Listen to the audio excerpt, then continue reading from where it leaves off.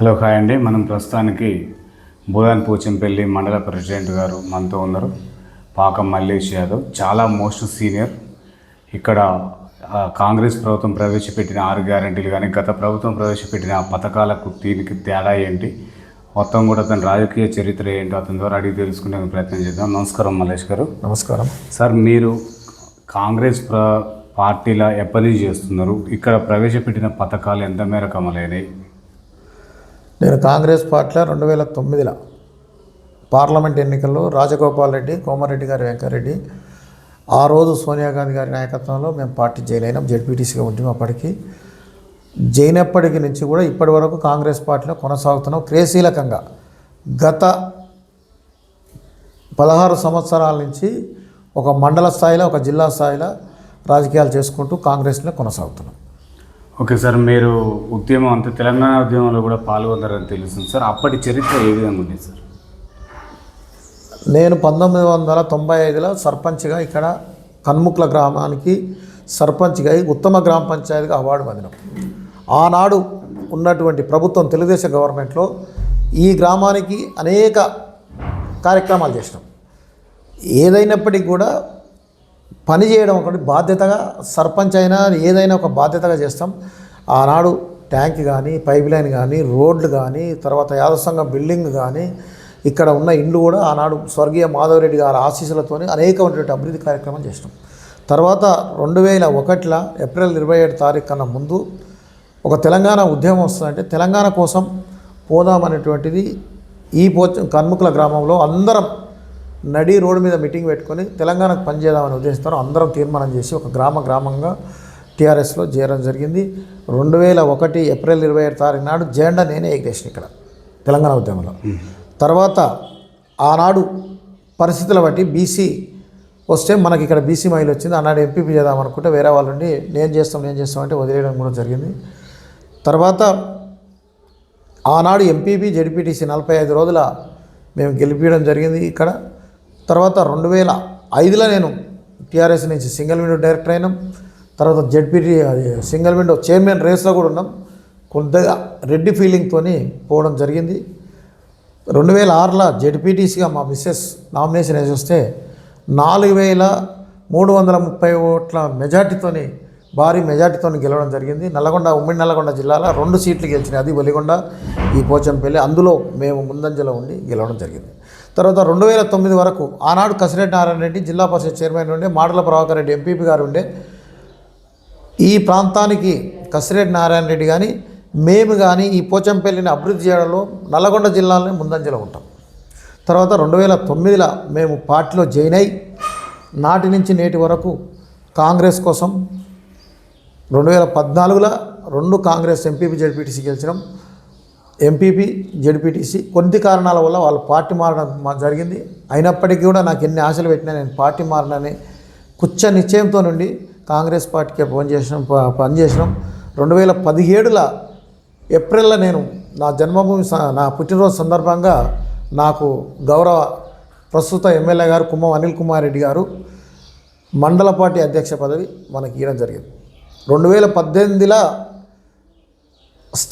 మన శాసనసభ ఎన్నికలలో గౌరవ మా కుమ్మం అనిల్ కుమార్ రెడ్డి బీఆర్ఎస్ చేస్తున్నటువంటి వ్యతిరేక కలాపాలను చేసి మేము ఆయనని గెలిపించడానికి నా వంతు కానీ మా మండల నాయకత్వం వైపు కానీ సర్వ ప్రయత్నం చేస్తే ఒక 2500 మెజార్టీ తగ్గింది.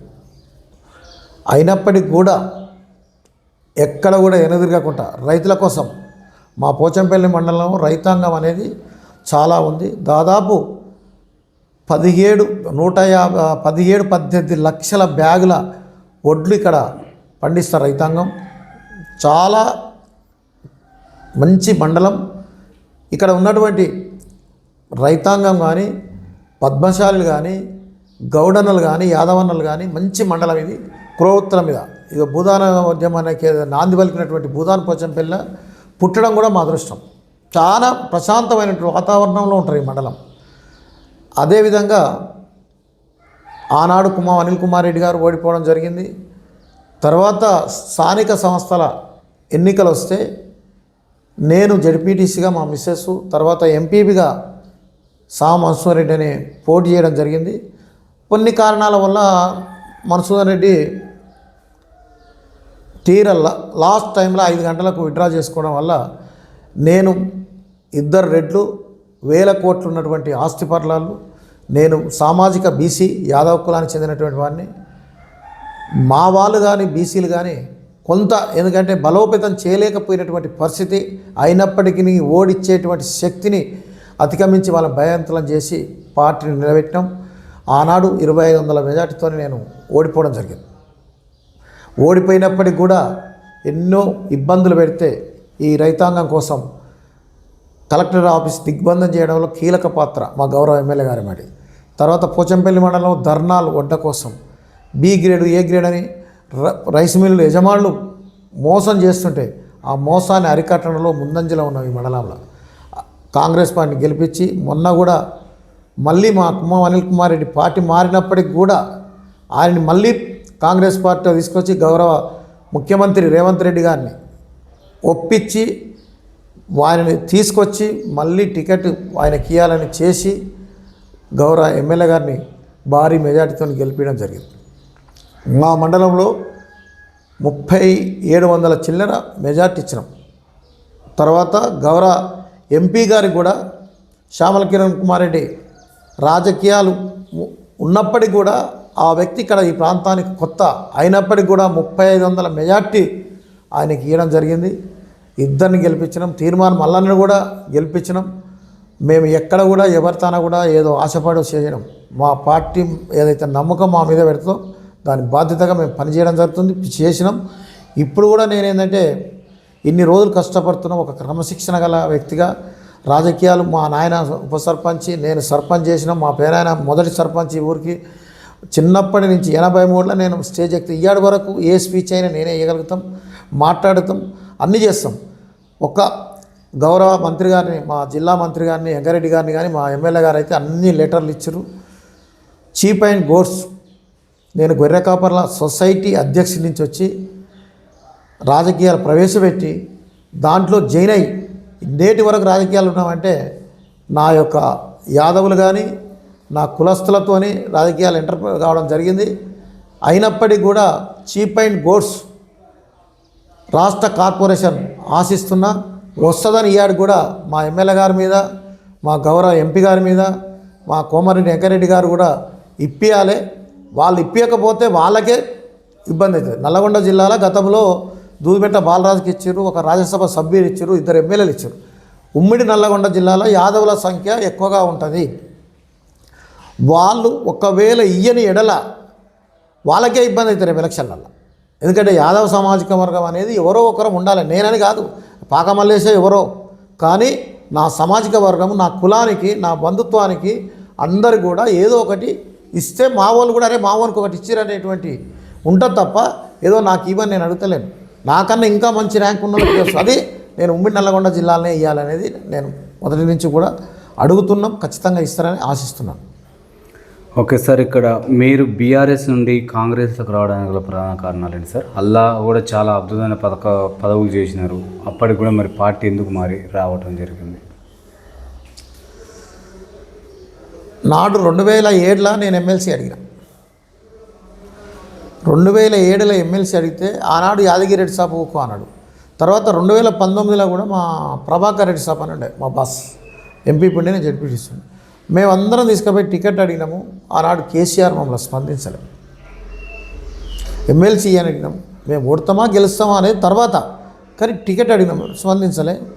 తర్వాత ఆనాడు రాజశేఖర రెడ్డి ప్రభుత్వం, రాజశేఖర రెడ్డి చేస్తున్నటువంటి సంక్షేమ పథకాలు నచ్చి మేము కాంగ్రెస్లో జాయిన్ కావడం జరిగింది. ఓకే సార్, మీరు పోచంపల్లి మండల ప్రెసిడెంట్గా ఉన్నారు సార్ 2 టైమ్స్. నూతనంగా ఏర్పడిన మున్సిపాలిటీని ఎలాంటి డెవలప్ చేశారు సార్ మీరు?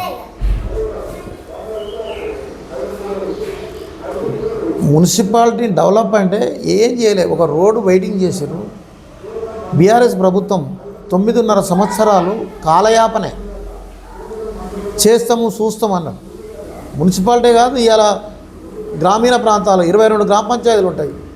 ఎక్కడ కూడా రోడ్ వేసిన పాపాన పోలే, ఎక్కడ కూడా కొత్త రోడ్ వేయలేదు, ఎక్కడ ఒక బిల్డింగ్ కట్టలే. ఏమైనా సీసీ రోడ్ వేసేది, డ్రైనేజ్ కట్టేది, కమిషన్ ఎక్కడ వస్తుందో అదే పని చేశారు.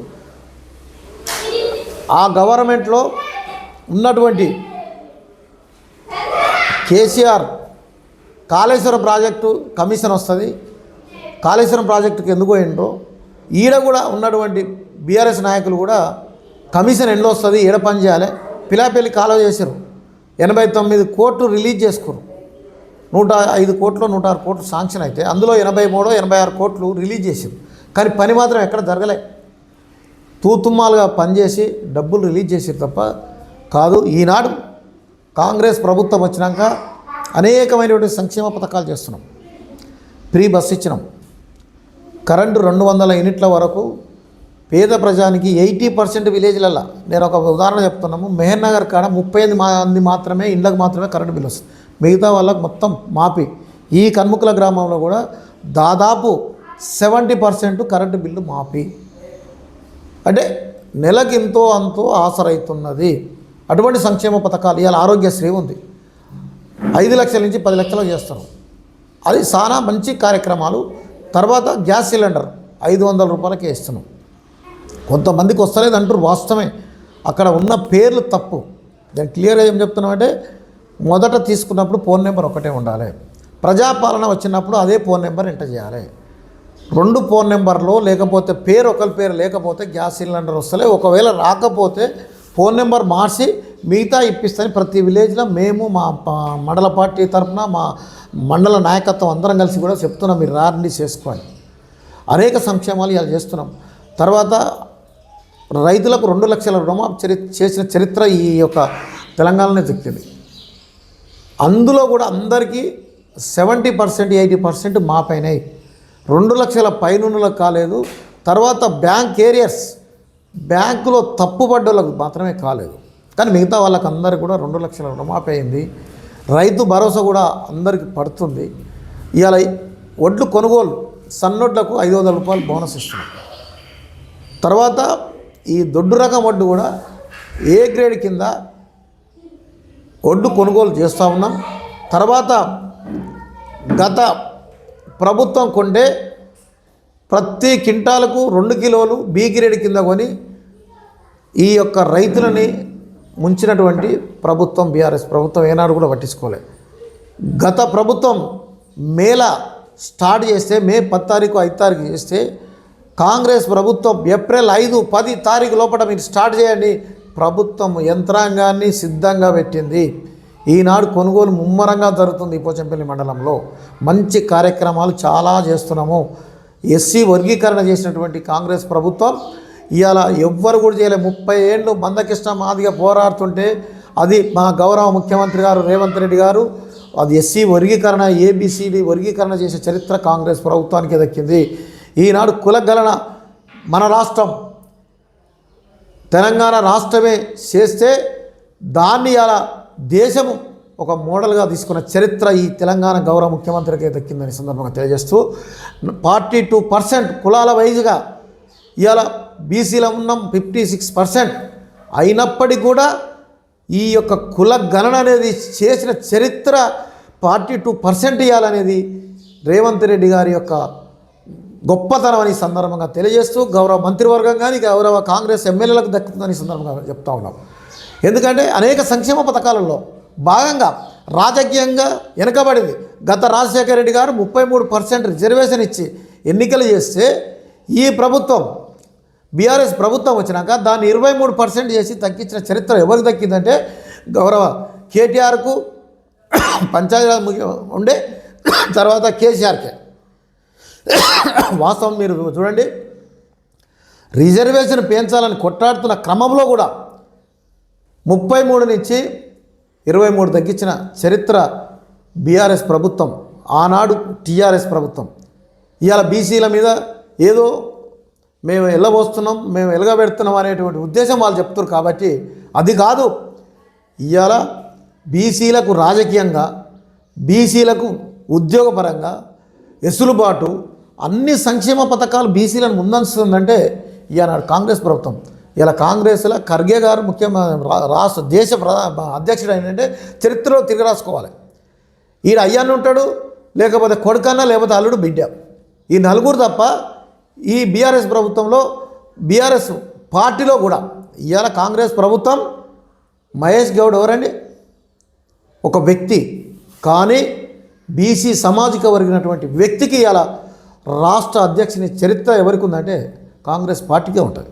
అనేక సంక్షేమ పథకాలలో కూడా బీసీలకు ఆనాడు ఇందిరాగాంధీ సంక్షేమ పథకాలు చేసినప్పుడు మేము చిన్న పిల్లలం, ఆనాడు ఎడ్లు ఇచ్చారు, ఎడ్ల బండ్లు ఇచ్చారు, గొర్రెలకు లోన్ ఇచ్చారు, తర్వాత ఇండ్లు ఇచ్చారు, భూములు ఇచ్చారు. ఒక్క డబుల్ బెడ్రూమ్ ఇవ్వలేదండి. ఇవాళ వాళ్ళు ఏదో వరంగల్లో మీటింగ్ పెట్టి మేము అది చేస్తున్నాం ఇది చేస్తున్నాం రా అంటారు. ఏమిటికి రా అంటారు? మళ్ళీ తిందామంటారు అంటారు. ఆనాడు భూ సంస్కరణలు తెస్తే ఇందిరాగాంధీ నా దగ్గరనే ఒక 500-600 ఎకరాల భూమి దళితులకు, బీసీలకు, వెనకబడిన కులాలకు, తర్వాత రెడ్డీస్ కూడా పేదోళ్ళకు ఉంటే పట్టాలు ఇచ్చినాం. ఇలా చూపిస్తా నా ఊళ్ళో కానీ ఇంకా వేరే విలేజ్లలో కానీ పట్టాలు ఇచ్చిన చరిత్ర ఎవరికి ఉందంటే కాంగ్రెస్ ప్రభుత్వానికే ఉంది. ఏదైతే ప్రభుత్వ భూములు ఉన్నాయో వాళ్ళకి పట్టాలు ఇచ్చి సాగు చేసుకోని చెప్పింది. ఆనాడు కాంగ్రెస్ ప్రభుత్వం కూడా ఈ యొక్క వాటర్ షెడ్ ద్వారా కానీ తర్వాత ఎస్సీ ద్వారా కానీ మీరు భూములు లేవల్ చేసుకొని పంట పండించుకునేటువంటి వెసులుబాటు ఇచ్చింది. కానీ బీఆర్ఎస్ ప్రభుత్వం అది ఇయ్యలే. ఉన్న భూములు గుంజుకుంది, ఉన్న పని చేసింది. మా గౌరవ ఎమ్మెల్యే గారు ఈనాడు వచ్చి సంవత్సరం మీద 6 నెలలు అయ్యి ఈ 18-17 నెలల్లో ఈ భువనగిరి నియోజకవర్గానికి నీటి కాలువలకు 500 కోట్ల రూపాయలు శాంక్షన్ చరిత్ర ఇవ్వాలంటే మా కుమ్మం అనిల్ కుమార్ రెడ్డి. అదేవిధంగా ఈ మండలంలో విలేజ్ టు విలేజ్ రోడ్డు తెచ్చి వాళ్ళు శిలా పలకాలు వేసుకొని పోతే నిధులు లేకుండా పనిచేయలే. ఇవాళ పోచంపల్లి మండలం కానీ, భువనగిరి మండలం కానీ, ఒలిగొండ మండలం కానీ, బీబీ నగర్లో అనేకటువంటి ఒక 200-300 కోట్ల రూపాయలు బీటీ రోడ్లకు మా గౌరవ ఎమ్మెల్యే గారు ప్రతిరోజు ప్రజల కోసం తిరుగుతాడు, ప్రజల కోట ఉంటాడు, సెక్రటరీ పోతాడు, సచివాలయం పోతాడు. పోయి ఇలా రోడ్లు పంచాయతీరాజ్ తీసుకొచ్చి పనిచేసాడు. తర్వాత ఈజీఎస్లో సబ్జెక్ట్ అర్థం కావాలి. ఎమ్మెల్యే కావడమే కాదు, ఎమ్మెల్యే అయినాక సబ్జెక్ట్ కావాలి. ఇలా ఈజీఎస్లో విపరీతమైన రోడ్డు తెచ్చాడు. నా మండలంలో 2 కోట్ల రూపాయలు పెట్టాడు. ఒలిగొండ మండలంలో ఇంకా ఎక్కువ పెట్టాడు. తర్వాత ఈ పీడల్ ఛానల్ ఒకవేళ ఏమైనా కరెంటు ప్రాబ్లం అయితే ఒక స్తంభం మార్చిన చరిత్ర లేదు. చెప్పుకోనండి, 9.5 సంవత్సరాలు ఒక ట్రాన్స్ఫారం పెట్టినాం, ఊళ్ళ విలేజ్లలో ఒక్క స్తంభం మార్చినామంటే వాతలేదు. మేము మా గౌరవ ఎమ్మెల్యే గారిని పట్టుకొని స్తంభాలు కావాలన్నా ఇప్పిస్తున్నాం, లైట్లు కావాలన్నా ఏర్పాటు చేస్తున్నాం. అదొక చరిత్ర కలిగినటువంటి ఈ మా గౌరవ ఎమ్మెల్యే గారు చేసినటువంటి అభివృద్ధి సంక్షేమ పథకాలు.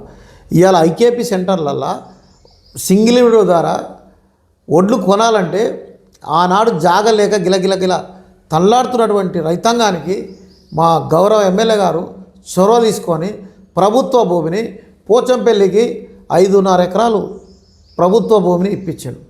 జిబ్బిలపల్లి 5 ఎకరాల రూపాయలు ప్రభుత్వ భూమిని ఇప్పించినాం. మా దగ్గర 2 మార్కెట్లు ఉన్నాయి ఆనాడు మొదటి నుంచి ఉన్నటువంటి ప్రభుత్వం. తర్వాత దోతిగూడెం కాడ ఇప్పించాడు, తర్వాత జూలూరు కాడ ఇంకా కొన్ని చేయవలసి వస్తాయి. ఎన్ని చేసినా ప్రజలకు అనేది తక్కువ. ఫ్లైఓవర్ బ్రిడ్జిలు అనేది ఇంకా కొన్ని కావాలి. ఆనాడు చేసినటువంటి జగదీశ్వర్ రెడ్డి మంత్రి గారు ఉంటే రుద్రవెల్లి జూలూరు ఫ్లైఓవర్ని శంకుస్థాపన చేసి 4 పిల్లర్లు వేశారు. మా గౌరవ ఎమ్మెల్యే గారు రుద్రవెల్లి దాన్ని కానీ జూలూరు కానీ, తర్వాత ఇందిరాల జంపెల్లి కానీ, శివరెడ్డిగూడెం సూర్యపల్లి కానీ మిగతా బ్రిడ్జిలు ఏర్పడడానికి కీలకమైనటువంటి అంశాలు చేస్తున్నాం. మేము 16 నెలలు మాత్రమే ఉన్నాము, ఇంకా భ్రమలో పడుతున్న జనాలు, ఇంకా చేయకపాయ అని. ఇవాళ ఇందిరమ్మ ఇండ్లు ఇస్తున్నాము, రేషన్ కార్డులు ఇస్తున్నాము. ఇవాళ నేను తినే సన్న బియ్యం, నేను కూడా చిన్నప్పుడు దొడ్డొడ్లు తినేది, జొన్నన్నం పెడితే తినకపోయేది, కానీ ఇవాళ తింటున్న జొన్నన్నమే కావాలని. ఆనాడు మా నాయనమ్మ జొన్నన్నం పెట్టపోయి నాకు ఇది తినడం నడిపోయాను, కానీ ఇలా జొన్నన్నం కోసం తిరుగుతున్నాం. ఈనాడు మనము తినే బియ్యము గౌరవ ముఖ్యమంత్రి గారు కానీ, మా గౌరవ మంత్రివర్యులు ఉత్తమ్ కుమార్ రెడ్డి, మా ఎమ్మెల్యే గారి చేతుల మీదుగా సన్న బియ్యం ఇస్తున్నాం. ప్రతి పేదోడు 90% పేదోళ్ళకు బియ్యం ఇస్తున్నాం.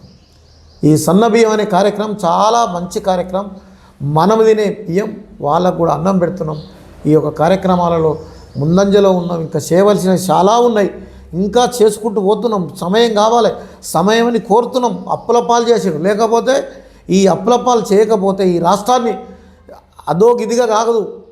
ఈ భారతదేశంలోనే తెలంగాణ ముఖం ప్రతి ప్రపంచ దేశాల నుంచి వచ్చి తెలంగాణ చూసే చరిత్ర చేయగలిగినటువంటి వ్యక్తి ఎవరంటే గౌరవ ముఖ్యమంత్రి గారు రేవంత్ రెడ్డి గారని ఈ సందర్భంగా తెలియజేస్తూ ఆ అప్పులపాలు చేసి ఔటర్ రింగ్ రోడ్ అమ్ముకునే 30 ఏళ్ళు, వైన్ షాపులు రేపు నవంబర్ వరకు అమ్ముకునే 2 ఏళ్ళ ఆదాయం ఆయనే తీసుకునే, ఇలా వైన్ షాప్ నుంచి రూపాయి వస్తలే మాకు 2 ఏళ్ళ టెండర్ పైసలు తీసుకోండి. ఇవన్నీ మోసం చేసింది. కాబట్టి ఒకవేళ మా గవర్నమెంట్ మంచి చేస్తుంది, మంత్రివర్గం చాలా సీనియర్లు ఉర్రు, అనుభవం ఉన్నోళ్ళు ఉర్రు, శ్రీధర్ బాబు అయితే ఏంది, ఉత్తమ్ కుమార్ రెడ్డి అయితే ఏంది, వెంకరెడ్డి సాబ్ అయితే ఏంది, పొంగులేటి శ్రీనివాసరెడ్డి అయితే ఏంది, తుమ్మల నాగేశ్వరరావు ఎన్నో శాఖలు చేసి ఒక ఉందాతనంగా ఉన్నటువంటి వ్యక్తులు మంత్రులు ఉన్నారు మా దగ్గర. ఆ మంత్రివర్గం ఉంది. గతంలో మంత్రి ఎవరో తెలియదు, హరీష్ రావా కేటీఆరా అంతే, ఇంకొకరు కనిపించపోయేది. ఈ ప్రాంతాన్ని, ఈ తెలంగాణ రాష్ట్రాన్ని కానీ భువనగిరి నియోజకవర్గాన్ని మా గౌరవ ఎమ్మెల్యే గారు చేస్తారు, ఖచ్చితంగా చేసే బాధ్యత ఆయనది అనే సందర్భంగా తెలియజేస్తాం. ఓకే సార్, భూదాన్ పోచంపల్లి పట్టు వస్త్రాలకు ఫేమస్, మన భారతదేశంలో నెంబర్ 1. అట్లాంటి భూదాన్ పోచంపల్లిని గత ప్రభుత్వం వాళ్ళకి న్యాయం చేయలేదు, చేనేత వాళ్ళకి. మరి గవర్నమెంట్ ఇప్పుడు కాంగ్రెస్ గవర్నమెంట్ అట్లాంటి వాళ్ళకి ఏమైనా న్యాయం చేస్తుందా సార్? ఆ పరిశ్రమల మీద కూడా జిఎస్టీ వేసటం జరిగింది. భూదాన్ పోచంపల్లి అంటేనే ఓనాడు 1957, 56లో భూదానోద్యమం వచ్చింది. గతంలో గాజుల పోచంపల్లి అనేది, దీనికి ఒక చరిత్ర ఉంది పోచంపల్లికి. ఇప్పుడు పట్టు చీరల పోచంపల్లి అంటే ఎవరైనా అయ్యో చీరల పోచంపల్లి అంటారు. దానికి యునైటెడ్ ఇస్కో ప్రపంచంలో టూరిజం అనేది ఒక పేరుకు వస్తే దాని గత పాలకులు పాలాభిషేకాలు చేసుకోరు తప్ప దాన్ని పట్టించుకోలేదు. ఇవాళ మా ప్రభుత్వం వచ్చినాక మా గౌరవ ఎమ్మెల్యే గారు టూరిజం పార్కులో ఆ యొక్క చెరువుని చుట్టూ 9,20,00,000 రూపాయలు పెట్టి టూరిజం పార్క్గా ఒక నక్లెస్ రోడ్గా చేయడం జరుగుతుంది. మొన్ననే శంకుస్థాపన చేసుకున్నాం గత నెలలో. అది ఒక మంచి కార్యక్రమము. తర్వాత 7 కోట్ల చిల్లర ఈ భూదాన్ పోచంపల్లికి హెచ్ఎండి ద్వారా డ్రైనేజ్ వ్యవస్థ, సీసీ రోడ్లు 7 కోట్లు పెట్టినాం. వాళ్ళు 9 సంవత్సరాలు పెట్టింది అంతే.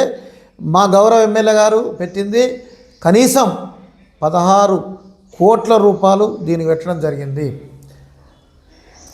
చేనేత పరిశ్రమ కాడికి వచ్చే వరకు ప్రపంచ దేశాలలోనే చేనేత ద్వారా ఈ పోచంపల్లికి పేరు వచ్చింది.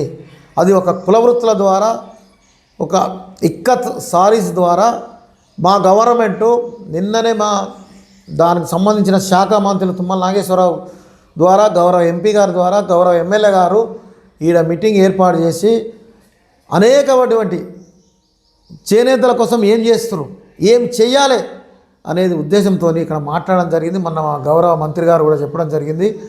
తర్వాత రుణమాఫీ కూడా చేనేతలకు చేయడం జరుగుతుంది. ఇక్కడ ఉన్నటువంటి చీరలని ఉత్పత్తి చేయడంలో ప్రభుత్వం కూడా కొంత తీసుకోవాలని చేయడం జరిగింది. అనేకమైనటువంటి సంక్షేమ పథకాలు చేనేతల కోసం ముందుండి మా గౌరవ ఎమ్మెల్యే గారి చేతుల మీదుగా ఆయన కూడా ఈ భువనగిరికి ఎమ్మెల్యే కావడం వారి అదృష్టం. ఎందుకంటే భువనగిరి నియోజకవర్గంలో పోచంపల్లి చాలా రాజకీయాలకు అతీతంగా ఉంటుంది. కొట్టాటలు ఉండవు, రౌడీజం ఉండదు. ఏదైనా సమస్య ఉంటే అక్కడికక్కడనే పరిష్కారం చేసేటువంటి మండలం పోచంపల్లి కానీ, ఒలిగొండ కానీ, బీబీనగర్ కానీ, భువనగిరి. చాలా భువనగిరి మండలం కూడా మంచిది. దిశాల్యం తక్కువ ఉండి కూడా ఓట్లు 2,12,000 ఓట్లు ఉంటే వైశాల్యం అనేది తక్కువ ఉంది. ఆలేరు లెక్కనో మునుగోడు లెక్కనో ఇట్లా లేదు. 4 మండలాలు ఒక గుండు రాక ఒక దగ్గర ఉన్నటువంటి మా నియోజకవర్గం చాలా మంచిది. ఓకే సార్, భూభారతిని ప్రజల్లోకి ఏ విధంగా తీసుకెళ్తున్నారు సార్? భూభారతిని ప్రజల్లోకి ఏ విధంగా తీసుకెళ్తున్నారు? భూభారతి ఈ యొక్క చట్టము ధరణి అని తెచ్చిండు కానీ దాన్ని ఎక్కడికక్కడ లింకులు పెట్టి సీసీఎల్ ద్వారా చేయాలనేటువంటి నిబంధన పెట్టాడు. సీసీఎల్ ఎక్కడ ఉంటుందండి? నాంపల్లి ఉంటుంది. ఒక రైతు నాంపల్లికి పోయి చేసుకోగలుగుతాడా? అసలు ఆయన చెప్పిన ఆయన కూడా మరి ఆయన తాగి చేసిండా మరి తాగ చేసిండా తెలియదు. కానీ సమస్య ఉంటే ఎంఆర్ఓ ఆఫీస్కి పోగలుగుతాం, సమస్య ఉంటే ఆర్డీఓ ఆఫీస్కి పోతాం, సమస్య ఉంటే కలెక్టర్ ఆఫీస్కి దాకా పోతాం. సీసీఎల్కి పోవాలంటే కాలే. అది తెచ్చి ఏం చేసిందంటే ఆ భూములని లాక్ పెట్టిన మొత్తం. ఉదాహరణకు తప్పులు అనేవి జరుగుతాయి, ఆ జరిగినటువంటి తప్పులని సరిదిద్దే అవకాశం లేకుండే, అట్టి అవకాశాన్ని లేకుండా భూ సమస్యలు పరిష్కారం కాలేదు. ధరణి వల్ల ఎవరైతే రైతులు పొరపాటు పడ్డాయంటే మార్పలేదు. ఒక తల్లి తండ్రి చచ్చిపోతే భూములు మార్చుకోవడానికి అవకాశం లేకుండే. ఈ భూభారతి వల్ల మంచి చట్టం, మంచి కార్యక్రమం. ఈ కార్యక్రమం వల్ల గతంలో రాజశేఖర రెడ్డి ఉన్నప్పుడు రెవెన్యూ సదస్సులు పెట్టాం. అక్కడనే పాస్బుక్లు ఇచ్చిన చరిత్ర. నేను జడ్పీటీసీ ఉన్నప్పుడు ఈ పోచంపల్లి మండలంలో అన్ని గ్రామాల రెవెన్యూలల్లో మేము పాస్బుక్లు ఇప్పించినాం. తండ్రి చచ్చిపోతే అప్పటికప్పుడే చేసి ఒక మెమోండో అది మొత్తం అది ఇచ్చేసిన ఆర్డర్ కాపీ. కానీ బీఆర్ఎస్ ప్రభుత్వం ప్రజలకి ఎన్నడూ పోలే, ప్రజల సంక్షాన పనిచేయలేదు, నాయకులు పోలే, ఎవ్వరు పోలే. కానీ భూభారతి వల్ల రేపు రెవెన్యూ సదస్సులు పెడుతున్నాము. గ్రామాలకు వచ్చే గ్రామాలలో ఉన్నటువంటి రైతులు సీసీఎల్ పోవద్దు, గ్రామాలకే వచ్చి రెవెన్యూ సిబ్బంది మొత్తం సమస్యలు ఏమున్నాయి పరిష్కారం చేస్తారు. ఈ గ్రామాలనే చేస్తారు, మండలంలో చేస్తారు. ఈడ కానీ ఏమనంటే ఆర్డీఓ ఆఫీస్, తప్పితే జిల్లా కలెక్టర్. ఈ విధంగా పరిష్కారం చేయడానికి భూభారతి చట్టం చాలా మంచిది, చాలా అందుబాటులోకి వచ్చింది. మంచి కార్యక్రమం సందర్భంగా తెలియజేస్తుంది. ఓకే సార్, ఇందిరాగాంధీ గారు ప్రధానమంత్రి అయినప్పుడు సెంట్రల్ యూనివర్సిటీ భూములు మన తెలంగాణకి ఇచ్చింది సార్. ఇప్పుడు గత ప్రభుత్వం కూడా అది తిరుగులేదు. ఈ గవర్నమెంట్ వచ్చిన తర్వాత వాటిని ఏలం పాట వేయడానికి జరుగుతుంది. కేటీఆర్ కూడా 10,000 కోట్లు నష్టం, ఆర్థిక నష్టం వస్తుంది అంటున్నారు. దాన్ని నమ్మాల్సిన అవసరం వచ్చింది సార్ గవర్నమెంట్. మా ప్రభుత్వం కానీ మా గౌరవ ముఖ్యమంత్రి కానీ భూమిని అమ్ముతానులే. అమ్ముతాను ఎక్కడన్నా చెప్పిండా? లేదు, అమ్ముతాను చెప్పిండా? వాళ్ళు అమ్మిరు కాబట్టి, వాళ్ళు దోసుక తిన్నారు 1000 ఎకరాలు కాబట్టి వాళ్ళకు భ్రమల పడ్డారు. ఆ భూమి నిరుపయోగంగా ఉంది. యూనివర్సిటీ కాదు, ప్రభుత్వ భూమి. దానికి ప్రభుత్వానికి సంబంధించినటువంటి ఏమన్నా ఉంటే ఎసులుబాటు చేద్దామనే ఉద్దేశంతో చేయడం చెప్పింది తప్ప అమ్ముతాను ఎక్కడ కూడా చెప్పలేదు. గత ప్రభుత్వము నా దగ్గరికి వచ్చి రెచ్చేయండి అమ్ముదామని, మేన్నగర్ ఇక్కడనే ఉంటుంది పక్కకు, 153 సర్వే నెంబరు, తర్వాత ఇంకో సర్వే నెంబర్ కలిసి 200 ఎకరాల భూమి లేఅవుట్ చేద్దామని వచ్చారు. మా ప్రభుత్వం అట్ట కాదు, ప్రజల సంక్షేమ కోసం, ప్రజల అవసరాల కోసం. ఇవాళ మా ప్రభుత్వం ఏముంటుంది, ఇందిరమ్మ ఇండ్లు ఉంటే జాగున్న వాళ్లకు L1లు ఇచ్చారు. L2ల ప్రభుత్వ భూమి గ్రామీణ సరిహద్దులో ఉంటే అక్కడ కాలనీలు ఏర్పాటు చేస్తామని చెప్తా ఉన్నాము. అరే నియమం ఎవ్వని కూడా మీరు చేసింది ఏంటంటే సస్తే బొందలు పెట్టుకోరని సస్మానిక వాటికలు కట్టారు తప్ప ఒక ఇల్లు కట్టేయలేదు. ప్రభుత్వ భూమి అది మా గవర్నమెంట్ కానీ మా ప్రభుత్వం కానీ అమ్ముతామని ఎక్కడ కూడా చెప్పలేదు. అది మేము ప్రభుత్వం ఒక సంస్థల కోసం దాన్ని ఏం చేద్దామని అమ్ముతురు అని ఇటు బీజేపీ కానీ అటు వాళ్ళు కానీ అన్నారు. అది వాళ్ళ తప్పుడు విధానం అని సందర్భంగా తెలుస్తుంది. ఓకే సార్, కాంగ్రెస్ గవర్నమెంట్ అధికారంలోకి వచ్చిన తర్వాత విద్య వైద్యం పైన ఈ మారుమూల గ్రామాలకు ఏ విధంగా తీసుకెళ్తుంది సార్?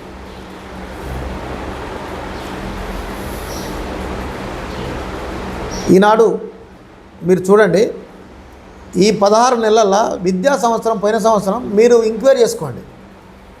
మీరు ఏదైతే ఉందో గవర్నమెంట్ పాఠశాలలో విద్యార్థులు ఎక్కువ మంది జాయిన్ అయ్యారా కాలేదా? గురుకుల పాఠశాలలో కానీ, తర్వాత మోడల్ స్కూళ్ళలో కానీ, ఈ యొక్క ప్రభుత్వ సాంఘిక సంక్షేమ పాఠశాలలో కానీ విద్యార్థుల శాతం ఎక్కువ మంది పాస్ అయ్యారా కాలేదా? ఖచ్చితంగా అయ్యారని మేము సందర్భంగా తెలియజేస్తూ, సన్న బియ్యం మెచ్ ఛార్జీలు 40% పెంచిన చరిత్ర ఎవరన్నా? 9 ఏళ్ళ ఆనాడు రాజశేఖర రెడ్డి రోషయ్య గారు ఉన్నప్పుడు ఇచ్చిన ఛార్జీ ఇచ్చినావు. కానీ నువ్వు పెంచుకున్నావు, జీతం పెంచుకున్నావు, నీవు అలవెన్స్ పెంచుకున్నావు. కానీ పిల్లల గురించి ఏమైనా నాకు జ్ఞాపకం చేసిరా? మా గవర్నమెంట్ వచ్చినాక మా గౌరవ ముఖ్యమంత్రి గారు 40% మెచ్ ఛార్జీ పెంచారు. అన్నం మంచిగా తినాలి, పిల్లలు బాగుపడాలి, పిల్లలు చదువుకోవాలి. ఇలా మాంసం పెట్టే చరిత్ర ఉంది. అయినాడు స్వాతంత్రం వచ్చిన నాటి నుంచి కూడా ఎవరు పెట్టలే హాస్టల్లో విద్యార్థులకు. ఈనాడు మా గౌరవ ముఖ్యమంత్రి గారు మాంసం పెడుతురు, గుడ్లు పెడుతురు, జావా ఇస్తుండు, మొలకలు ఇస్తురు. మా ఇంట్లో కూడా పెడతలేమండి, అంతకన్నా మంచిగా పిల్లలకు పెడుతున్నారు, మంచిగా చూస్తారు. విద్యాపరంగా ఇవాళ 200 కోట్లతో ప్రతి నియోజకవర్గానికి ఒక ఇంటర్నేషనల్ స్కూల్ కడుతుంది. వాస్తవం కదా, ఇంటర్నేషనల్ స్కూల్ కడుతుంది. ఆ స్కూల్ కట్టడం వల్ల పిల్లలు అక్కడనే చదువుతారు. ఇవాళ హాస్టల్లో మెరుగుపరుస్తుంది, మోడల్ స్కూల్ మెరుగుపరుస్తున్నాయి, అనేకమైనటువంటి సంక్షేమ ఇవాళ గవర్నమెంట్ స్కూళ్ళలో మా దగ్గర కూడా మేము జగత్పల్లి స్కూల్ కొత్తది చేసినాం. టీచర్స్ లేని దగ్గర టీచర్స్ వేసినాం. ఇంకా కూడా మేము శివరిగూడెం దోతుగూడెం కాడ పిల్లలు లేకుండా టీచర్స్ లేకుండా 3 కొత్త టీచర్స్ చేసినాం. ఇలా ఎంప్లాయ్మెంట్ చేసినాం. 55,000 మందిని ఎంప్లాయ్మెంట్ ఇలా రాష్ట్ర ప్రభుత్వం ఉద్యోగాలు ఇచ్చే చరిత్ర కాంగ్రెస్ ప్రభుత్వం కదా. ఎవరికి ఇచ్చారండి మీకు ఉద్యోగం? నీ బిడ్డకు ఒకవేళ ఉద్యోగం పోకపోతే 6 నెలల నాకు ఉద్యోగం లేదు, నాకు రాజకీయం లేదంటే ఎమ్మెల్సీ ఇచ్చుకున్నాం. అదే పిల్లలకు చచ్చిపోతుంటే పిల్లలకి ఇచ్చారా? ఏమన్నా హాస్టల్లో పిల్లలు చచ్చిపోతే పరామర్శించారా? మా గౌరవ ఎమ్మెల్యే గారు ఒక స్టూడెంట్ చచ్చిపోతే దవాఖానా ఖర్చులు పెట్టుకొని హాస్పిటల్కి పోయి నేను ఆయన ఎమ్మడి ఉండి 4 లక్షల రూపాయలు సొంత పైసలు ఇచ్చే చరిత్ర మా ఎమ్మెల్యే గారు దక్కింది. ప్రశాంత్ అనేటువంటి సినలచ్చి ప్రశాంత్ జిబ్లపిల్ల చచ్చిపోతే ఆయన సొంత డబ్బులు 4 లక్షల రూపాయలు ఇచ్చిండు, హాస్పిటల్ ఖర్చు సొంతం పెట్టుకోండి. చరిత్రలో మీరు ఇది రాసుకోవాలి. మా గౌరవ ఎమ్మెల్యే గారు ఇచ్చిండు, సొంత పైసలు నా చేతుల మీదకే ఇచ్చాం. ఆ విధంగా విద్యాపరంగా మేము ప్రభుత్వం మంచి పని చేస్తున్నాం. రెండోది ఆరోగ్యపరంగా అడిగారు. 5 లక్షలు ఉన్నటువంటిది ఆరోగ్యశ్రీ ఇవాళ 10 లక్షలు చేశారు. ఎన్ఓసి ఎంత ఇచ్చేదాళ్ళు? నిమ్స్ హాస్పిటల్కి పోతే 1,00,000 ఇచ్చేది. మా ప్రభుత్వం 5 లక్షల నుంచి 10 లక్షల వరకు ఎన్ఓసి ఇస్తుంది. మా ఎమ్మెల్యే గారు సొంత డబ్బులు పెట్టుకొని సొంత ఒక పిఎని పెట్టిన హాస్పిటల్ కోసం సొంతం నెలకు 40,000 రూపాయలు ఇచ్చుకుంటూ వారి యొక్క అలవెన్స్ ఇచ్చుకుంటూ ఓన్లీ ఎన్ఓసీలు, సీఎం రిలీఫ్ ఫండ్ చెక్కులు, హాస్పిటల్ ఎవరైతే పోయి జాయిన్ చేయాలి, వాళ్ళని రిలీఫ్ చేయాలి. ఆ యొక్క ఎన్ఓసీ కావాలంటే ఇమ్మీడియట్ మా ఎమ్మెల్యే గారిని ఒక్కసారి మీరు గమనించాలి. ఎన్ఓసీ కానీ ఆరోగ్యపరంగా కానీ కార్ల కూర్చొని ఫస్ట్ సంతకం పెడతాడు. గౌరవ ఎమ్మెల్యే గారు పెట్టేది ఏంటంటే ఫస్ట్ ఆరోగ్యం అంటే ఆయనకి ఏం ఆపతుందో ఫస్ట్ ఇది పెట్టాలని నిర్ణయం తీసుకున్నటువంటి ఎమ్మెల్యే గౌరవ మా ఎమ్మెల్యే గారు. అట్టి కార్యక్రమాలు చేసినటువంటి చరిత్ర ఆరోగ్యపరంగా మీరు గ్రామీణ ప్రాంతాలలో మీరు చూడండి. నేను ఒక ఉదాహరణ చెప్తా. ఈ కల్ముక్ల గ్రామమే కానీ మిగతా ఈ పోచంపల్లి మండలంలో మొత్తం గ్రామాలల్లో ప్రజలకు ఇస్తూ ఎండకొచ్చినటువంటి బీహార్ లేబర్ కూడా టాబ్లెట్స్, ఓఆర్సీసీ ఇది జ్యూస్ ఎండకు తాగేటటువంటి తర్వాత టాబ్లెట్స్ మీరు ఎక్కడన్నా మీరు ఎంక్వైరీ చేయండి. మార్కెట్లలో బీహార్ నుంచి వచ్చే లేబర్ కూడా ఇచ్చిన చరిత్ర ఎవరికి ఉందంటే కాంగ్రెస్ ప్రభుత్వానికే ఉంది. మా గౌరవ ఎమ్మెల్యే గారు కలెక్టర్ చెప్పి ఇమ్మీడియట్లుగా మీరు ఇవ్వండి అని చెప్పిన చరిత్ర మా ఎమ్మెల్యే గారికి ఉందని సందర్భంగా తెలియజేస్తున్నాం. మా పోచంపల్లి మండలం కానీ బోని నియోజకవర్గం వ్యాప్తంగా బీహార్ నుంచినటువంటి వ్యక్తులకు వాళ్ళు మన ప్రాంత పౌరులు కాకపోవచ్చు మజ్జిగ కూడా ఇవ్వాలని రైతాంగాన్ని కోరుతున్నాం. రైతులు ఏమంటుందంటే వాళ్లకు దూపైతే ఎండ కష్టపడుతున్నారు, రైతాంగాన్ని ముందుకొచ్చి సల్ల ఇవ్వండి అనే కార్యక్రమం చేసేటువంటి మా గౌరవ ఎమ్మెల్యే గారు చేస్తారు. ఓకే సార్, ఇక్కడ రాజగోపాల్ రెడ్డి గారి మంత్రి పదవికి జానారెడ్డి గారు అడ్డుపడుతున్నాడు అనేది ఒక టాక్ సార్, ఇది ఎంతవరకు వాస్తవం? అది మా స్థాయి కాదు. నేనేమంటున్నానంటే ఆయన మంత్రి అడగడంలో హక్కుదారి మా ఎలిజిబుల్ క్యాండిడేట్ మంత్రి ఇవ్వవలసినటువంటి బాధ్యత మా రాష్ట్ర ప్రభుత్వాన్ని కానీ దేశ కాంగ్రెస్ రాజకీయాలు కానీ ఎలిజిబుల్ పర్సన్ కాదంటలేం. కానీ నేను ఇచ్చేటోని కాను, ఇప్పించేటోని కూడా కాను. నేనే ఆయనని కార్పొరేషన్ అడుగుతున్నా. నాది చిన్న పోస్ట్, అంత పెద్ద పోస్ట్ అది కాదు.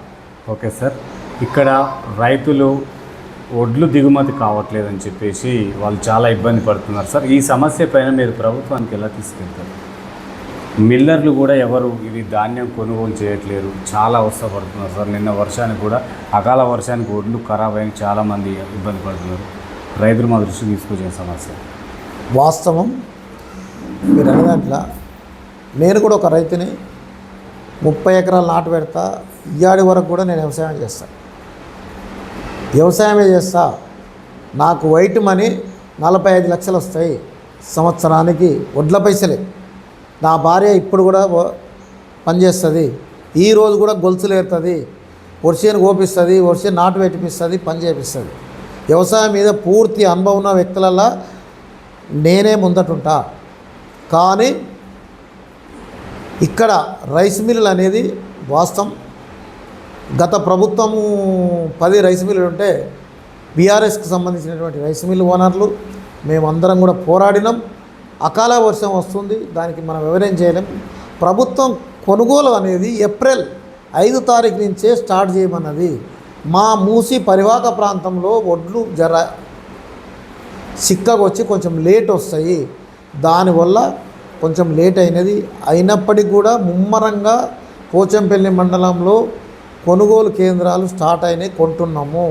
నా మండలంలో నా విలేజ్లో ఇవాళ 10,000 వడ్లు పోయినాయి. మీరు పోత పోయి ఆ మార్కెట్లో పోయి అడగండి. 10,000 వడ్లు కాంటకు రైస్ మిల్కి వెళ్ళిపోయినాయి. కొంత ఇబ్బంది అనేది రైస్ మిల్లులు పెడుతున్నారు వాస్తవం. గౌరవ కలెక్టర్ గారు కానీ ఎప్పటికప్పుడు మా ఎమ్మెల్యే గారు కానీ రోజు మాట్లాడుతూ, గౌరవ కలెక్టర్ గారు ఎప్పటికప్పుడు సిబ్బందిని పెట్టి ఒడ్లు దించుకోవాలనేది మంచి యాక్షన్ తీసుకుంటున్నాడు. ఖచ్చితంగా తడిసినా ఏదేమైనప్పటికీ కూడా ఈ 15 రోజులు ఆ వాతావరణం జర్ర సహకరిస్తే ఇంకొక వారం లోపటైతే కోతలు అయిపోయి కల్లాలకు వడ్లు వస్తాయి. అప్పుడు ఏమి ఇబ్బంది కాదు. కోతలు అనేది కొంచెం నిన్న వర్షం పడ్డది, మొన్న పడ్డది, అంతకన్నా ముందు ఒకసారి పడ్డది, అంతకన్నా ముందు 4 సార్లు పడ్డది. దానివల్ల మిషన్లో కొంచెం రైతాంగానికి ఇబ్బంది పడ్డది. అయినప్పటికీ కూడా రైతుకు బాధ ఎప్పుడు. అసలు వరాల పండి పోతే పాము గడుస్తుందా, తేలు గడుస్తుందా, ఏది గడుస్తుందో అనేటువంటి కన్ను మూసుకొని పోతాం. ఆ దేవుడు కనికరిస్తేనే వాళ్ళు ఇదవుతారు. పక్క విలేజ్లో నిన్న నా పొలం పక్కకే ఒక అబ్బాయికి పాము గడిస్తే కాలుని దోసి కండ తీసి ఆపరేషన్ చేశారు. రైతుకు అనేది ఎన్నడూ కూడా శ్రమనే, ఎన్నడూ కూడా బాధ తప్పదు. గొర్రెలు కాసేటోనికి అదే బాధ, ఈ కుల వృత్తులు తాడెక్కేటోనికి అదే బాధ, ఈ కుమ్మరోళ్ళకి అదే బాధ. మట్టి తెచ్చుకోవాలంటే సాకలి మంగలి కుమ్మరి కుల వృత్తులు ఎవరైతే చేస్తామో, వ్యవసాయం ఎవరైతే చేస్తామో అందరికి కూడా ఆ దేవుడే ఆనాడు ఇచ్చాడు కాబట్టి అదే వరంగా బతుకుతున్నాం. సార్, తెలంగాణ రాష్ట్రం కోసం మొదటి బలిదానమైన శంకరమ్మ కొడుకు శ్రీకాంతాచారి ఆ కుటుంబానికి గత ప్రభుత్వం న్యాయం చేయలేదని అందరికీ తెలిసిన వాస్తవం. సార్, ఈ కాంగ్రెస్ ప్రభుత్వం శంకరమ్మను గుర్తిస్తుందా? కాంగ్రెస్ ప్రభుత్వము గత ఉద్యమకారులు చాలామందిని గుర్తించింది. శంకరమ్మ మరి ఇప్పుడు ఏ పార్టీ ఉందో నాకైతే తెలియదు. ఒకవేళ మా గూటికి వచ్చినట్టయితే మా అధిష్టానం నిర్ణయం తీసుకుంటుంది. వాళ్ళైతే గుర్తించలే వాస్తవం. వాళ్ళు ఒక్కళ్ళే కాదు, చిన్న కార్యకర్త ఉద్యమకారులను ఎవరు కూడా పట్టించుకోలే. మొన్న బీఆర్ఎస్ ప్రభుత్వంలో, గతంలో టీఆర్ఎస్ ప్రభుత్వంలో ఎవరు పాలించారంటే పాత తెలుగుదేశం వాళ్ళు, ప్రాతవుల పదవులు ఉన్నోళ్ళు ఎవరైతే డబ్బులు ఇచ్చిర్రో వాళ్ళే తప్ప ఉద్యమకారులు ఎవ్వరు కూడా పనిచేయలే. ఇక్కడ ఉన్న ఎమ్మెల్యే గారు కూడా లాస్ట్కు ఎలక్షన్ల ముందటనే వచ్చిండు. గత ఉద్యమకారులు చాలామంది ఎవరిని కూడా గుర్తించలేదు, వాస్తవము. సార్, ఇదే జిల్లా నుంచి జిట్టా బాలకృష్ణారెడ్డి చాలా ఉద్యమకారుడు, అతన్ని కూడా గత ప్రభుత్వం గుర్తించలేదు. ఆ కుటుంబానికి ఈ ప్రభుత్వం న్యాయం చేస్తుందంటారు? మీరు బహుశా జిట్టా బాలకృష్ణారెడ్డి అనేది ఉద్యమకారుడు, కానీ ఆయన మనస్తత్వం ఎక్కడ కూడా ఉండలే. ఒక దగ్గర ఉండలే. బీఆర్ఎస్ నుండి బీఆర్ఎస్లోకి వెళ్ళి కాంగ్రెస్లోకి వచ్చిండు, కాంగ్రెస్లోకి వెళ్ళి నవయుగ తెలంగాణ పార్టీ పెట్టిండు. ఎన్ని తర్వాత వైఎస్ఆర్ పోయిండు, తర్వాత మళ్ళీ బీఆర్ఎస్ పోయి బీఆర్ఎస్కి వెళ్ళి మళ్ళీ కాంగ్రెస్లోకి వచ్చిండు. కాంగ్రెస్లోకి వచ్చినప్పుడు ఆయన జైన్ అయ్యేటప్పుడు నేను అక్కడనే ఉన్నా, పక్కనే ఉన్నా. మీరు మీడియా చూడండి, గౌరవ వెంకరెడ్డి గారి ఆధ్వర్యంలో నేను అక్కడనే ఉన్నా. జైన్ అయ్యిండు. జైన్ అయినాక ఏం చేసిండు, మా గౌరవ ఎమ్మెల్యే గారు లేడు. లేకపోతే నువ్వైతే పార్టీని పట్టుకొని ఉండాలి, పదవి ఇస్తాను. నేను 2014లో ఎంపీ అయితే అనుకున్నా, 2001లో ఎంపీ అయితే అనుకున్నా. నాకు రాత రాసి లేదా నేను, కానీ పార్టీ మారాను కదా. మరి టికెట్ రాకపోతే పార్టీ మారితే ఉద్యమా? అది ఆ పాలకులకు తెలుసు. కానీ మొన్న మాత్రం మా గవర్నమెంటు, మా గౌరవ ఎమ్మెల్యే గారు ఎన్నుదండుండి జిట్టా బాలకృష్ణారెడ్డికి అంత్యక్రియలలో మేమే ముందున్నాం, మా గవర్నమెంటే ముందుంది, మా గౌరవ ఎమ్మెల్యే గారే ముందటున్నాడు. తర్వాత విగ్రహం ఏర్పాటు చేస్తుంటే మా గౌరవ ఎమ్మెల్యే గారి విగ్రహం ఏర్పాటు చేయడానికి ముందు పెట్టించిండు. ఇంకా ఏమైనా కావాలంటే మా ఎమ్మెల్యే గారితో ఏమైతే అవుతుందో ఆయన చేయగలుగుతాడు. కానీ మేమైతే జిట్టా బాలకృష్ణారెడ్డికి మేము చేసే స్థాయి అయితే కాదు కదా. ఆయన మాకన్నా పెద్ద లీడరు, ఉద్యమకారుడు, వయసులో చిన్నోడే. మేము కూడా చెప్పిన కొన్ని కారణాలు, అన్న అది కాదు ఇట్లా పోదామంటే ఎవరు మాట్లాడలేదు. ఆయన 2004లోనే ఆలేరు ఇస్తా అంటే ఆలేరు అన్న అని నేను కూడా చెప్పిన. నేను ఒక పాత్రదాన్ని. లేదు నాకు ఖచ్చితంగా భువనగిరి కావాలంటే భువనగిరి ఆనాడు స్వర్గీయ మాధవరెడ్డి ఏదో మామూలుగా చచ్చిపోలేదు. రాజకీయాల నుంచి ఒక ప్రాణత్యాగం పోయినటువంటి వ్యక్తి, ఆ కుటుంబాన్ని తప్ప ఎవరికి ఏరని చెప్పిన. నేను ఆనాడే చెప్పిన, చిన్న పొరనైనా రాజకీయాలు వయస్సుకు పెద్దే, కానీ కులానికి తక్కువ, మేము రాజకీయాలకు అనుభవం తక్కువ, అనుభవం ఎక్కువ. కాకుండా ఏంటంటే పోస్టుకు తక్కువ. మాకంటూ బాసే ఉంటే, మాకంటూ పైన ఉంటే మేము ఆనాడికి అది ఈనాడు ఎప్పుడో ఎగిరిపోయేటం. 2007 ఎమ్మెల్సీ అడిగిన, మా స్వర్గీయ మాధవరెడ్డి ఉన్నప్పుడు రామన్నపేట టికెట్ అడిగినాం. కానీ మనకు బాసు లేరు, బాసు కావాలి రాజకీయానికి. ఓకే సార్, యువత మొత్తం కూడా డ్రగ్స్కు బానిసలు అవుతున్నారు సార్. మొత్తం కూడా వాళ్ళ జీవితాలు చిన్న భిన్నమవుతున్నాయి. ప్రభుత్వం వాళ్ళకి ఏమన్నా సూచనలు, సలహాలు? దానికి డ్రగ్స్ అలవాటు చేసింది మొత్తము బీఆర్ఎస్ ప్రభుత్వం. మా గవర్నమెంట్ వచ్చినాక మా గౌరవ ముఖ్యమంత్రి గారు, మా గౌరవ ఎమ్మెల్యే గారు కానీ, మా గౌరవ ఎంపీ కానీ ఫస్ట్ యాక్షన్ తీసుకోమని చెప్పింది అదే. నా పోచంపల్లి మండలం మాత్రం రాజకీయాలకు అతీతంగా మిత్రుడు తడక వెంకటేశము, నేను, తర్వాత మిగతా వాళ్ళందరం కలిసి కాంగ్రెస్ పార్టీ పరంగా కానీ మిత్రపక్ష పరంగా కానీ మేము మొన్న ఒక తీర్మానం చేసినాం. డ్రగ్స్ అమ్మేటోళ్ళు కానీ తాగేటోళ్ళు కానీ, తర్వాత సెల్లుల బిట్ ఆడతారట, అది కానీ ఏదైతే సెల్లుల గేమ్స్ ఆడతారో బిట్ ఆడతారో వీళ్ళిద్దరిని బిట్టింగ్ వాళ్ళని ఇమ్మీడియట్లీ ఎస్ఐకి సిఐకి చెప్పి ఎక్కడ ఎవరు వచ్చినా మేము ఫోన్ చేయము, ఇమ్మీడియట్గా యాక్షన్ తీసుకొని నా మండలంలో తీర్మానం చేసినాము. ఎక్కడ కూడా సహించేది లేదు. కుటుంబాలు నాశనం అవుతాయండి. మా ఎండిఓ ఆఫీస్ ముందట ఒక ఛాయ్ అమ్ముకొని రూపాయి సంపాదించి ఇల్లు కట్టుకుంటే కొడుకు 30 లక్షలు అప్పు చేసి.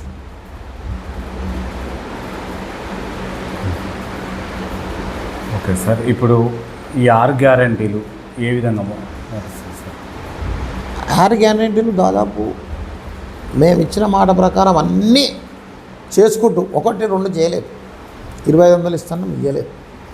తర్వాత తులం బంగారం పెడతామని పెట్టలేదు, కాదంటలేము. కానీ ఆయన చేసిన 8 లక్షల కోట్ల అప్పు మిత్తిగట్టలేక వస్తుంది.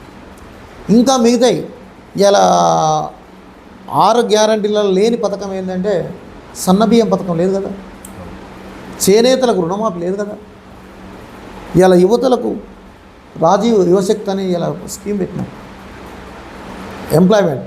తర్వాత వ్యవసాయం చేసేటువంటి రైతులకు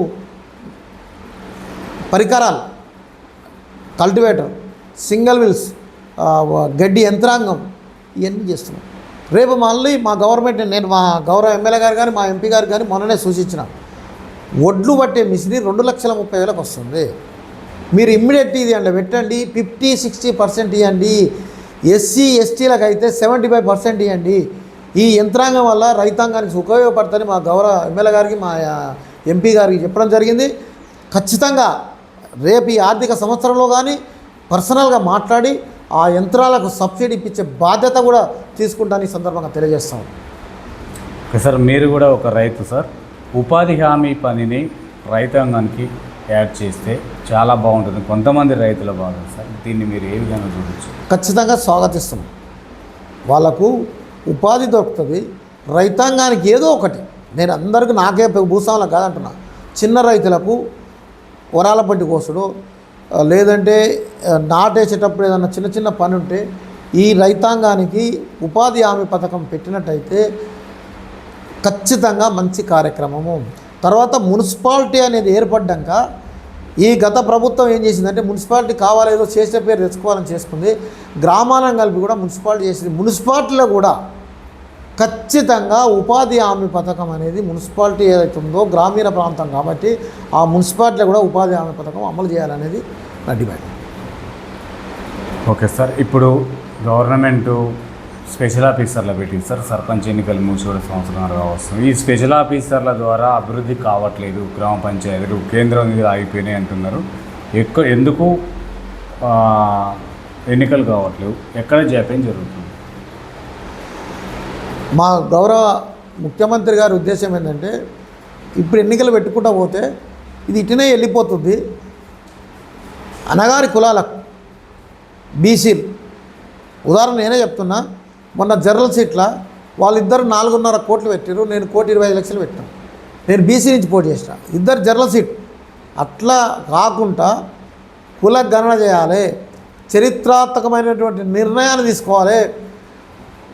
ప్రతి కులపోళ్లకు ప్రతి క్యాస్ట్కు ఒక రిజర్వేషన్ ఉండాలనే ఉద్దేశంతో ఎన్నికలు వాయిదేయడం జరిగింది. ఈ యొక్క నెల 2 నెలల లోపల ఎన్నికలు జరుగుతాయి. 42% ఎన్నికలు జరుగుతాయి. అది మంచి పరిణామం. భారతదేశంలోనే తెలంగాణ రాష్ట్రం అనేది కుల గణన చేసి 42% చేసి చరిత్రలోనే నిలుస్తాడు మా గౌరవ రేవంత్ రెడ్డి గారు అనేసి మా ప్రభుత్వం అని తెలియజేస్తాం. సార్ జమిలీ ఎన్నికలు అంటుంది కేంద్రం, కాంగ్రెస్ ప్రభుత్వం సిద్ధంగా ఉన్నదా? అది పెద్ద సబ్జెక్ట్ అండి. మేము మా అధిష్టానం నిర్ణయం వరకే మేము పనిచేయాలి తప్ప మేము మాట్లాడే స్థాయి కాదు. దేనికైనా మా ప్రభుత్వము కానీ మా కాంగ్రెస్ పార్టీ కానీ దేనికైనా సిద్ధంగా ఉంది. 140 ఏళ్ళు చరిత్ర కలిగినటువంటి ఎన్ని ఎన్నికలు ఉన్నాయి, ఎంత అనుభవం ఉంది. 2 తంతలు 3 తంతలు పోయినటువంటి పార్టీ మా పార్టీ. దానికి ఎన్నికలకు ఎందుకు వెనకపోతండి? పేపర్లలో అంటుంటే చూస్తున్నాం, కేంద్రం చెప్తుంది కదా. దేనికైనా రెడీగా ఉన్నాము. ఓకే సార్, భువనగిరి ప్రజలు పాక మల్లేష్కు ఓటు ఎందుకు వేయాలి? అర్థం కాలే. భువనగిరి ప్రజలు మొత్తం కూడా రేపు నువ్వు కానున్న అంటే పదవులు కొన్ని ఆశిస్తున్నారు కదా, దానికోసం పాక మల్లేష్కు ఓటు ఎందుకు వేయాలంటే ఏం చెప్తారు? నేను ఓటు ఎందుకు వేయాలని అడుగుతలేను. ఓటు అడుగుతలేను అవ్వలేను. నేను ఓటు ఎందుకు అనేది నా శ్రమను చూసి నా యొక్క నాయకత్వ లక్షణాలు నచ్చితేనే చేస్తారు.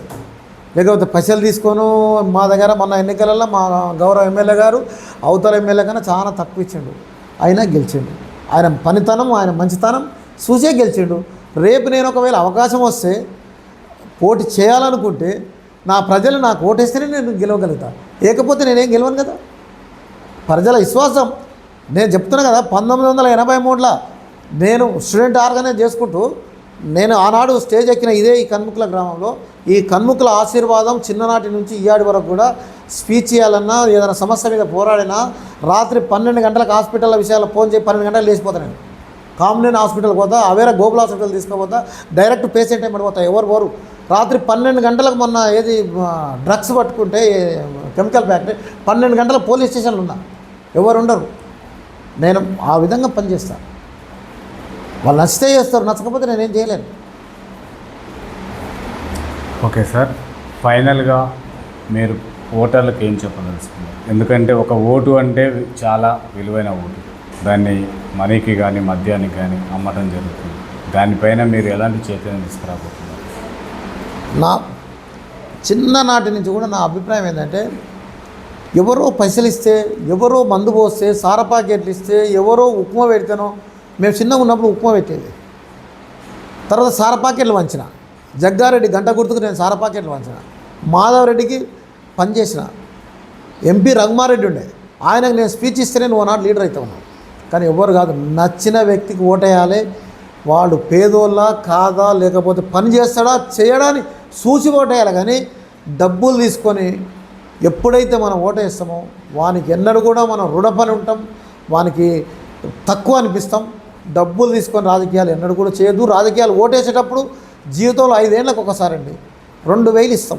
నేనే ఇచ్చిన 2000 ఇస్తే ఆ ఓటు అనేది వేయడం తప్పని భావిస్తూ ఈ యొక్క భువనగిరి నియోజకవర్గం కానీ పోచంపల్లి మండలం వాళ్ళు కానీ ఎక్కడ కూడా డబ్బులకు ఆశపడద్దు.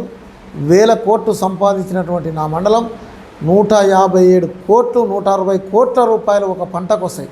అంటే సంవత్సరానికి 300 చిల్లర కోట్లు ఓన్లీ వడ్ల కొనుగోలు ద్వారా వస్తాయి. నా చేనేతందాల ద్వారా విపరీతమైనటువంటి ఉత్పత్తి అవుతుంది. 1000 కోట్లు వస్తాయి.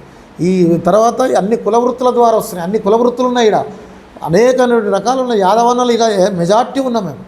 ఆర్థికంగా ఉన్నటువంటి కులాలు ఉన్నాయి. పోచంపల్లి మండలంలో నాట్ పేదలు ఒక స్తోమత కలిగినటువంటి మండలం నా పోచంపల్లి మండలం అని చెప్పుకోగలుగుతాం. ఓకే సార్, కేసీఆర్ గారు సరే చివరికి ఆయన ఏం చేసిండో తెలియదు కానీ మొత్తానికైతే భువనగిరిని ఒక జిల్లాగా చేసింది సార్. జిల్లా అయిన తర్వాత ఎలాంటి డెవలప్ అయింది సార్? జిల్లా అయినా ఏం డెవలప్ ఏం కాలే. యాదగిరిగుట్ట అన్నాడు, దాన్ని ఇటు తిప్పిండు అటు తిప్పిండు. ఆ దేవాలయాన్ని కొంచెం ఏదో డెవలప్ చేసిండు తప్ప మిగతాది ఏం చేయలే. రోడ్ వేసిండా, భువనగిరి కిల్ల మీద ఏమైనా కట్టిండా, టూరిజం పార్క్ కింద లేకపోతే పోచంపల్లి టూరిజం పార్క్ కట్టిండా? భువనగిరిని ఏం చేసిండండి? కలెక్టర్ ఆఫీస్ కట్టిండు. ఆనాడు తహసీల్దార్ ఈ ఆఫీస్ లేదా? తహసీల్ ఆఫీస్ ఉండే, ఆర్డీఓ ఆఫీస్ ఉండే, ఈ ఎడ్యుకేషన్ ఉండే. కాకుండా జిల్లాను అనేది భువనగిరి చేయడం అనేది ఆనాడు ఉమ్మడి 10 జిల్లాలని ఇలా 33 జిల్లాలు చేసింది. జిల్లా చేయడం వల్ల ఎసులుబాటు దగ్గరికి జనాలకు అనేది ఎసులుబాటు అయింది. రహదారు చేయాలి, జిల్లాకు పోతానికి రహదారు చేయాలి, జిల్లాకు పోతానికి బస్సు సౌకర్యాలు చేయాలి. బస్సులు మొత్తం నేను మా గౌరవ ఎమ్మెల్యే గారు వచ్చినాక ఇవాళ భువనగిరి నియోజకవర్గాన్ని బస్సులు పెంచడం జరిగింది. ఓకే సార్, మా స్థాయి కాదని చెప్పకండి నేను అడిగే క్వశ్చన్కి, ఓకేనా? మొత్తం ఉమ్మడి నల్గొండ జిల్లా దొరల పాలన కాంగ్రెస్ ప్రభుత్వంలో, మీరు ప్రతిపక్షంలో ఉన్నప్పుడు బీఆర్ఎస్ని కుటుంబ పాలన అన్నారు. ఇప్పుడు వాళ్ళు మిమ్మల్ని మొత్తం కూడా దొరల పాలన అంటున్నారు. దీనికి ఏం చెప్తారు? దొరల పాలన కాదు, రెడ్ల పాలన. రెడ్ల పాలన అనుకుంటే కదా. నేను 100% ఒప్పుకుంటా. ఒక్కటి మినాయించి మొత్తం అయ్యే ఉన్నాయి కదా. నల్లగొండ జిల్లాల గత నేను 59 ఏళ్ళు ఉన్నా, మేము చూసినప్పటి నుంచి కూడా రెడ్ల పాలన అదే జరుగుతుంది. కాకుంటే వాళ్ళు చేసే పనిని బట్టి, వాళ్ళని చేసే విధానం బట్టి మన దగ్గర లేచేటోళ్ళు ఇవ్వలేరు. ఉదాహరణకు మొన్న బొల్ల మల్లయ్యకి టికెట్ ఇచ్చారు, యాదవే. నోముల భరత్కు యాదవే. వాళ్ళు నిలబెట్టుకోవాలి. నేనున్న కన్ముక్కుల కాడ 1990లో సర్పంచ్ అయిన వరకంటే ఈనాటి వరకు కూడా ఈ పట్టు ఈ మండల స్థాయికి నేను 2097-98లో మండల లీడర్ అయినా. మండల లీడర్ ఎందుకైనా అది మండలాన్ని నిలబెట్టుకోగలుగుతున్నా. రేపు నేను జిల్లా స్థాయిలో పోతే జిల్లాని నిలబెట్టుకోగలుగుతా. ఆ శక్తి మనలో ఉండాలి. మనం ఖరాబు చేసుకోవద్దు. మీరు అన్న దాంట్లో వాస్తవం. రెడ్ల పాలన డబల్ అడుగుతురు. మా బాధ అంతా మేము ఖచ్చితంగా కొట్టాడుతున్నాం. ఈసారి కార్పొరేషన్ ఇవ్వకపోతే అలా సంగతి అందరూ నేనే చెప్తాను. ఓకే సార్, ఇక్కడి నుంచి గెలిచిన ఎమ్మెల్సీ తీన్మార్ మల్లన్న వాస్తవాలు మాట్లాడినందుకు పార్టీ సస్పెండ్ చేసింది ఒక బీసీ బిడ్డ. సరే, కొంచెం క్రమశిక్షణ అనేది పార్టీ మీద ఉండాలి. నేను కాదంటలేదు. మన పార్టీని మనం ఏమన్నా ఉంటే 4 గోడల మందరం మాట్లాడుకుందాం. బహిర్గతంగా మాట్లాడడం అనేది మా వాళ్ళకి నచ్చకపోవచ్చు, మా అధిష్టానం నిర్ణయం, అది నేనేం చేయలేను. ఓకే సార్, ఇప్పుడు మంత్రివర్గంలో వేముల వీరేశం ఎస్సీ బిడ్డ మంత్రి పదవి ఇవ్వచ్చు కదా సార్? నేను వీరేశానికి ఇచ్చినా ఇప్పించటోని గాను, లేదైతే ఇచ్చేటోని నేను వీరేశానికి ఇచ్చినా వద్దంటలేను, బాలనాయకి ఇచ్చినా వద్దంటలేను, మా గౌరవ మాజీ ఎంపీ మా ప్రాంతవాసి గౌరవ రాజగోపాల్ రెడ్డికి ఇచ్చినా నేను వద్దంటలేను. మా ఎమ్మెల్యేకి ఇవ్వాలని మేమే అడుగుతున్నాం. మా కుమ్మమనిల్ కుమార్ రెడ్డికి ఇస్తే ఆలేరు మా కులస్తుడు, నా బంధువు, మా బీర్లాయిలే, మా గొర్రెలకు మంత్రి లేడు, మా గొర్రెలకు చైర్మన్ లేడు. ఆ దొంగలు పడి మా గొర్రెలు ఎత్తుకపోయారు బీఆర్ఎస్ వాళ్ళు. 700 కోట్లు వాళ్ళు తిన్నారు. కాబట్టి నేనేమంటున్నానంటే నేను నా బీర్ల ఐలేకి ఇవ్వమంటా. నా బీర్ల ఐలేకి ఇచ్చి గొర్రెకాపర్ల సంఘ మంత్రిత్వ శాఖ ఇచ్చి ఆయన చేయమని గొర్రెల గురించి తెలుసు. వాళ్ళ మామ గొర్రెలు కాస్తాడు, ఆయన గొర్రెలు కాల్చాడు, ఆయన తుమ్మలెక్కి నేను తుమ్మలెక్కిన దాని విధానం. గొర్రెకు రోగం అనేది తెలుస్తుంది. ఎవరు తెలుస్తుందండి గొర్రె రోగం? సాకలోడు సాకలు మంగం చేయాలి, మంగళోడు మంగళం పని చేయాలి, ఎవరి పని వాళ్ళు చేయాలి కులవృత్తులని. నా శాఖను తీసుకుపోయి ఎవరికో ఇస్తే ఎట్లా తెలుస్తుందండి? నా మంత్రిత్వ శాఖ మాత్రం నేను బీర్ల ఐలేకే ఇవన్నీ అడుగుతున్నా. ఓకే సార్, థ్యాంక్ యూ, ధన్యవాదాలు సార్. చూస్తూనే ఉండండి మీ పేరు.